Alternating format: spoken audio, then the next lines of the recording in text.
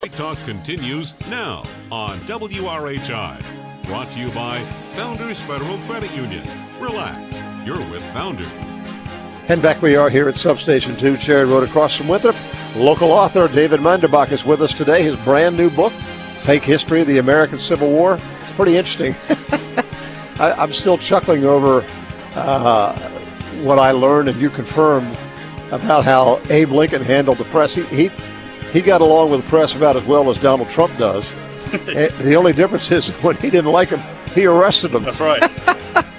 When I see the media talking about, Donald Trump this or that, so let's go back to to Abraham Lincoln, who was the president that everyone likes to refer to as the most presidential. And let's break that down. Let's see about that. All right. Well, while we're on that line, we live in a time right now where we're as divided as I can ever remember in my lifetime. But if you look back to the 1860s, was it a whole lot different? I think it was. I think we're more divided today as people than we were at that time. The difference of cultures between the agricultural world, which is mostly the southern states, and then you have more of the industrial complex being the northern states, they had a natural kind of rivalry anyway by regions, but there wasn't the need to necessarily kill each other, and there wasn't the need to really just, of course we have social media that stirs a lot more of that up today. I don't think we can ignore that. So between everything, if you look back at that time and put it in perspective with the people at that time, they weren't really at each other's throats to end slavery because no one really knew what to do about it. So it was one of these things we need for it to disappear. And, I think if reading back at the time, of the people at the time, they believed that it needed to disappear, but no one, including the politicians, knew exactly how to do that. There was a plan, if you look at I don't know why you want to, but if you look at the 1860 census, for example, there is a narrative about how slavery was going to end, and that's how most people lived, that it was fading, the numbers were fading percentage-wise to the population. So they didn't have that. That was the big issue, for sure. But there was less confrontation between the two regions as there is the two parties today. Right. So, most people I don't think realize that the South in the 1860s, there were as many poor whites as there were poor blacks. And those who were slaveholders was a small percentage. Now, they had a large number of slaves, but it was a small percentage of actual operators. Would you agree with that? Absolutely. Yes, sir. I think the illiteracy rate of the southern white person in 1860, which I refer to because the census and right before the war, the average literacy rate among white people at the time was 55%. That's phenomenal. Shoo-wee. Today, I think it's about 6%. Well, you wonder what would have happened had the people in the South who were negotiating with Abraham Lincoln about slavery, had they gone along with his deal not to allow slavery to expand to the new western states. Right. I mean, how would that have changed history? I mean, good gosh. Well, they would effectively work towards the bigger plan of it was going to fade over time. That would lessen it. The problem with that was where the slave issue is more of an identity as compared to an actuality is that in the expansion that the South felt they were losing representation in Congress because they didn't have a slave state, then they would not have the slave representation, which is basically going to protect the Southern economy. Right. It wasn't just a matter of expansion; it was a matter of keeping your voting percentage in the electorate at the same percentage that it would be. As you start adding states, your vote starts to go down as far as laws, and they were getting killed on tariffs.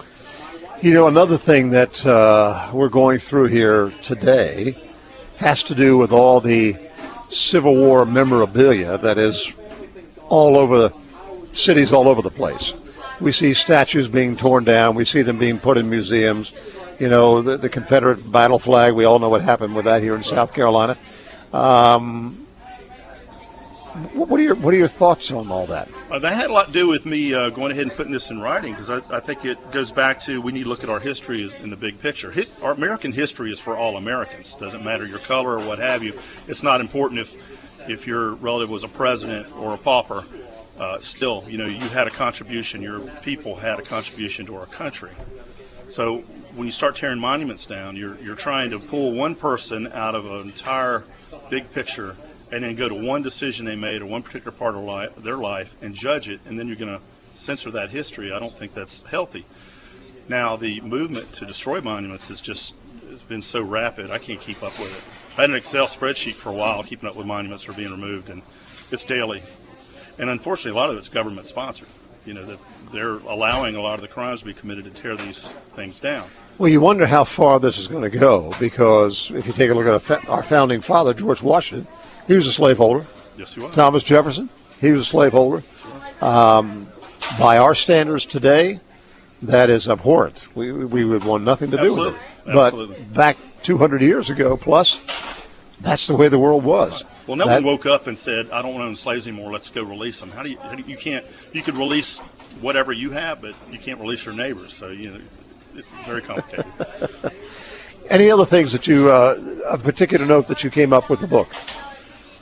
Well, my feeling in writing the book, I'm just going to go back to generalizing again, but the entire book goes back for me is that understand the big picture, that slavery started long before the war. Slavery wasn't started in the South in 1861 through 60 and ended in 65. We have slavery today. It's a world issue. And I think that it's important for everyone, no matter what, that our color and what have you is really not important. It's not so cliche, but if you really look back to the big picture and the contributions by all those people from the time of our revolution to the time today, is that history's for all of us, and there's a lot of peace in there if we really look for it. So if you're sitting down with somebody and you've taken 2 years of your life to pull all this together, why do you want people to read this book? I think they'd find knowledge is always key to anything. So if you know more about the subject, then it's going to be less abrasive, I believe. And there are horrible points in our history, and you're reminded of that, but you also understand that those wounds of our country and those sins of our country that we had are part of the big picture, which today we have a great country and we have a great group of people. We have the future ahead of us. And I think we diminish that if we try to erase all those items. You have to take the good with the bad and the bad with the good. So that's my biggest feeling I hope to put out about the book. What would you say your biggest surprise was when you got into this, as you're sitting down and researching and writing, and then all of a sudden something hits you? Oh my God, I had no idea. I'd say understanding the Corwin Amendment. I'm going to be specific there. There was an amendment to the Constitution. How do you spell that? C-O-R-W-I-N. Okay, Corwin. The Corwin Amendment was actually a 13th Amendment, which we know the 13th Amendment that freed the slaves was 1865. But there was a 13th Amendment, actually two before that. In 1807, it was called the Nobilities Act. We won't get into that. It was never ratified.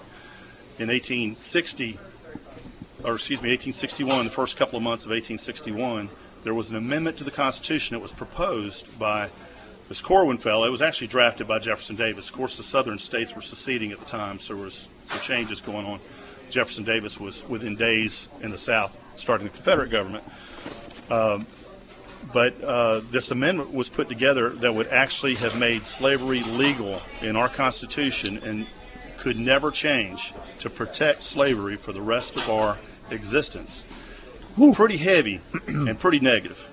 But Abraham Lincoln sent a letter. As we know about amendments, they have to be ratified by the states.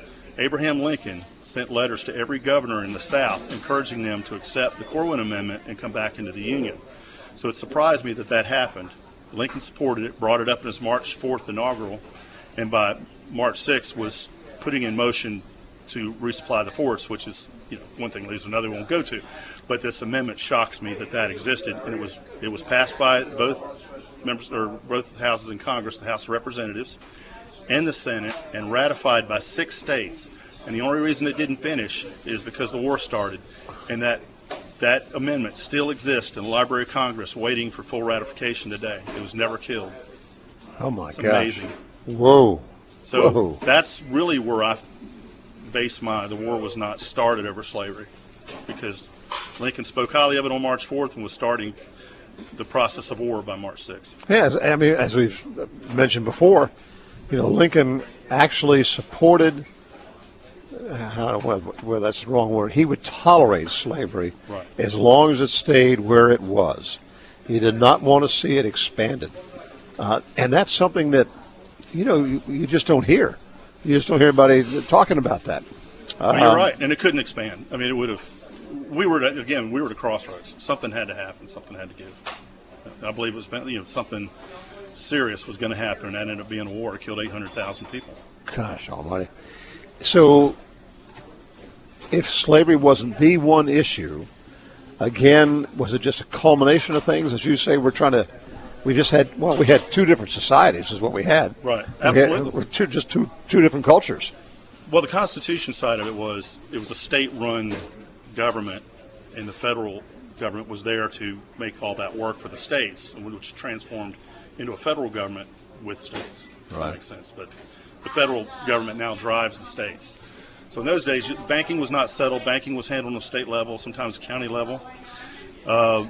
So the banking issue was at hand, but the tariffs had been argued since 1828 when Andrew Jackson was president. Right. They had gone back and forth about the level of tariffs. They were a little unfair to the South, which they became a lot more unfair in 1860. There was actually the Morrill tariff was passed in the spring of 1860 by the House. The Senate didn't vote on it until the next session of Congress. But that's when the South realized that their tariffs were going to equal 70% of their income. Okay, so David, tell everybody where they can get the book. Again, it's called Fake History, the American Civil War. Where can we buy it? The best place is Amazon.com. Just put in Fake History, it'll pull right up. Amazon.com. Are you going out anywhere, do any book signings? Or I've done a few of the Civil War shows, some military history stuff on a limited basis here in the last few months, but hopefully we'll step it up, and I'll have more dates to offer on my website, which is crescentmedia.info. His name is David Manderbach. His book is called Fake History, the American Civil War. We thank you for being here, David. Thank you. My pleasure. It's great to see you. And that'll wrap up our Straight Talk program live from Substation 2.